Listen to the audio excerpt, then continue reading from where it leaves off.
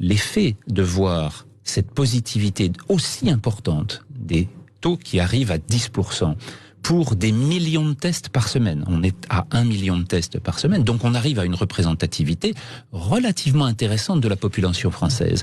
Depuis le mois de juillet que ces tests ont été ouverts gratuitement pour les Françaises et les Français, mais en fait à hauteur de 2 milliards d'euros pour la sécurité sociale, c'est-à-dire pour le budget des Françaises et des Français, on voit que l'objectif atteint, la démonstration au 11 octobre 2020, est de montrer l'exact inverse de la stratégie qui était initialement proposée.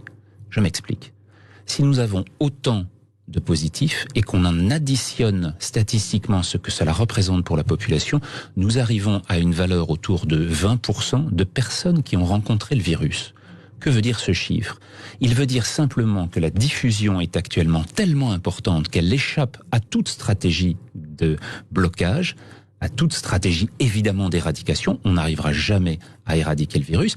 Et elle montre que la propagation se fait de plus en plus vite. Et donc que l'immunisation dans la population est en train de s'élever de façon très importante. On voit que cette expansion actuelle dont on parlait tout à l'heure, finalement, du virus, montre un taux d'immunisation extrêmement important dans la population. Il n'est pas du tout de 4% comme essaie de nous le faire croire un certain nombre de médecins.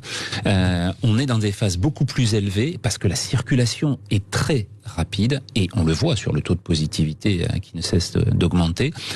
Et cela veut dire que si il continue à cette vitesse, et alors que nous ne sommes qu'à un taux de létalité très inférieur à celui du mois de mars, c'est-à-dire sans les conséquences que nous avons connues au moment du tsunami du printemps, eh bien ce que l'on voit, c'est que finalement on pourrait arriver à ce que la Suède est parvenue à faire dans les mois qui viennent, c'est-à-dire au cours de l'hiver, avoir des taux de positivité dont un certain nombre d'articles nous ont dit que à 40, 45, 50%, cela pourrait correspondre à la définition d'une immunisation collective dans cette pandémie.